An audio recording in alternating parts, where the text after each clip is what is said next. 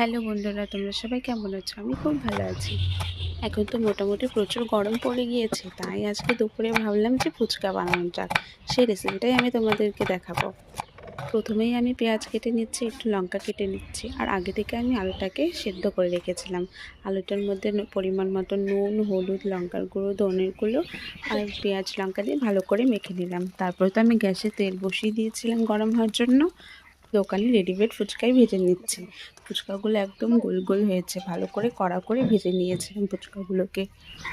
এদিকে আমার ফুচকা ভাজা কমপ্লিট হয়ে গিয়েছে, আর আগে থেকে আমি তেঁতুল ভিজিয়ে রেখেছিলাম। এখানে আমি টক জল তৈরি করছি। প্রথমে বাটিতে আমি জল দিয়ে দিয়েছিলাম, তারপর আগে থেকে ভিজিয়ে রাখা তেঁতুলগুলো ছেড়ে দিলাম। এর মধ্যে দিয়েছিলাম পরিমাণ মতো নুন, ধনে গুঁড়ো, লঙ্কার গুঁড়ো, আর ফ্লেভার আসার জন্য আমি একটু লেবুর পাতাও দিয়েছিলাম, যাতে একটু লেবুর ফ্লেভার আছে।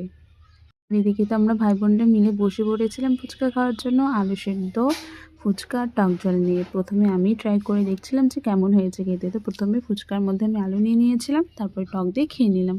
খেতে তো বেশ ভালোই হয়েছে।